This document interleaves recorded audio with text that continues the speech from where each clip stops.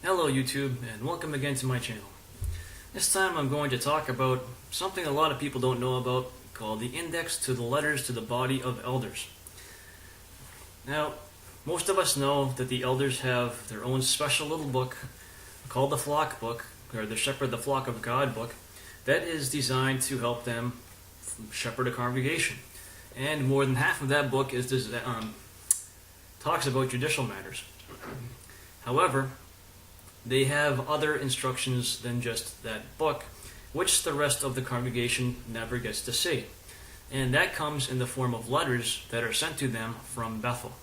And they get so many of those letters that they are supposed to retain that Bethel actually goes to the trouble of making an index to those letters so that elders know which letters they're supposed to have and which ones they should be getting rid of. And the index also helps them to find specific information within those letters. So this really demonstrates the kind of control the branch asserts over elders. So when people are being elders the way the society wants them to, they are going to be following all of this instruction. Now, as I have said in previous videos, not everybody does that. And depending on the elders, what their reasons are for it, those reasons will either be beneficial to the congregation or they will be seriously detrimental to the congregation. However, when elders are acting the way they're supposed to, the process of being an elder becomes extremely legalistic. So just to show the level of control that's exerted, or that the branch tries to exert over the body of elders, I'm going to review this index to the letters. And it is about 7 pages long, excluding the title page and the table of context. The index itself is set up almost like the index to the publications, and it is broken down by topics. So what I'm going to do is read the topics which is found in the index to the letters. So they are accounts, appointments and deletions, assemblies and conventions, baptism, Bethel, branch office, when to contact, child abuse, circuit, confidentiality, congregation service committee, coordinator of the body of elders, correspondence, disasters, disfellowshipped ones, field ministry, hospital liaison committee, inactive ones, judicial, JW org website, Kingdom Hall, legal, literature, magazines, and our Kingdom ministry, meetings, pioneers, regional building committee, secretary, service overseer, shepherding textbook adjustments and notations, traveling overseer, unbaptized publishers, undocumented aliens, weddings. So, as you can see, there's a number of different topics, and there's lots of letters in some of those topics and not very many in others. For example, in unbaptized publishers, the information is letters of introduction and wrongdoing by. Those are the only 2 topics there. So even unbaptized publishers get letters of introduction written about them when they switch from congregation to congregation. And also there is a procedure for handling wrongdoing by unbaptized publishers, which most of us are aware of. But another interesting thing is the branch office wants you to contact them in some very specific instances. And this is a lengthy list. It says academic surveys of religious communities, accident at Kingdom Hall resulting in death or serious injury, accident in field ministry resulting in death or serious injury, after regular office hours, if you need to contact them, there's direction there, appeal and judicial committees, appointment and deletion of regular pioneers, attempts to interfere with our public ministry, certificate of insurance, change in loan payment amount, child abuse reports received of, and there's a lengthy list of letters there, sexting, housing for former special full-time servants, judicial case involving serious criminal wrongdoing, murder, rape, etc., lawsuit threatened, police investigation, prisons, requesting recognition of foreign language group, and search warrants and subpoenas. So the branch keeps their finger on a number of things that go on in each congregation, and there are special times when all the instruction they've given is not enough. And as you can see, that involves wrongdoing which can be considered criminal. If the body of elders becomes aware of that, they right away have to talk about the branch.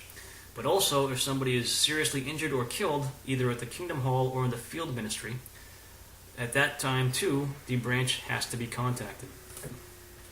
Now in the section Child Abuse. We all know that Stephen Letts said that the Watchtower is not permissive of child abusers. So let's see what they have in child abuse. You have accusations, contact branch office, again lengthy letter, former child abuser, elders strongly caution about current conduct with children. So that's cautioning the abuser, not warning the parents. There's a letter on extending privileges to the former child abuser, on when they move to another congregation, helping victims of, listing sex offenders as do not calls, prison inmates, protecting victims of, recall the memories of, regular pioneer applicants, reporting to authorities, and sexting. So they'll list sex offenders as do not calls, but I'm not sure if they necessarily tell sex offenders not to go out in service. I don't have that letter in front of me. But anyways, so anytime the branch denies any knowledge of a child abuse case, that's a blatant, bold-faced lie. The elders have specific instruction to talk with them about each and every case where that comes up, and the branch has a legal department which directs them as to how to proceed with those cases. And in fact, under legal, there's a lengthy list of things, of direction. And the branch does have their own legal department, as I've said. And typically speaking, when you call the legal department, you are instructed not to make any record of the fact that you have called the legal department. Despite the fact this document right here lists a number of letters referring directly to the legal department and the types of things that you need to get involved with them for. So, just kind of an interesting little double standard. But when you move on to the contents of the congregation permanent file of policy letters, this is 3 pages of the document. And there are some, maybe 80 or 90 letters. That changes from time to time depending on how many letters get removed and how many letters get added. And every single year, some letters will get removed and some letters will get added. Because what will happen is they'll write a new letter to revise a policy, and that letter will instruct you to destroy and delete any copies of the old letter and replace it with this existing letter. And in fact, there have been cases where I've seen letters only a few days old that were instructed to be destroyed or deleted. So lots of letters come from the branch to the elders, and there's lots of specific instruction about lots of specific things. So if you're trying to be a good elder the way that the governing body wants you to, you have a lot of extra reading to keep up on. You have all these letters that are coming all the time. You have the elder book. And those are all things in addition to the congregation reading that's going on. So if you're really a good elder and you're keeping up with all this stuff, you are extremely busy. And some of us have probably heard stories about how busy some of the elders are. And well, this is why. The branch keeps them going 24/7. Part of that is it keeps them thoroughly indoctrinated. They thoroughly believe that the branch is good and doing the right thing because we're getting all this direction. And that's because they're thoroughly indoctrinated to the light getting brighter. So they're always thinking these refinements are good, though some of them probably start waking up to all these changes. The more cynical ones will probably just start ignoring most of the changes, as a number of bodies of elders do. So you can have bodies that follow this information, trying to do what they think is right. You can have bodies that don't follow the information, thinking they're trying to do what's right. And you can have bodies that don't follow the information because they just want to do whatever it is they feel like doing. But this is just another little insight into the world of elders, the strange and crazy world of elders. And you see it can be extremely legalistic because of all the instructions they have to follow. And if they don't do things right, they can get in trouble from people above them. Be it the circuit overseer, or if a matter gets handled wrong, sometimes the branch will send them a nasty letter telling them why they made a mistake. and how they should do something next time. But anyways, this whole thing with letters to the bodies of elders is something that would have been foreign to the ancient Christians when the Bible was initially written. Everything was written to the whole congregation, not just to a special group of men. And there was no one special group writing instructions to everybody as to how to handle all the matters of their individual congregations. So this, once again, is demonstrating beyond a shadow of a doubt that indeed Jehovah's Witnesses have not restored the true form of ancient Christianity.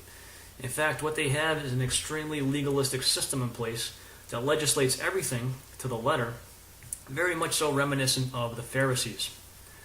But that was just a little tidbit. You might find that interesting, or you might find it extremely boring. I don't know.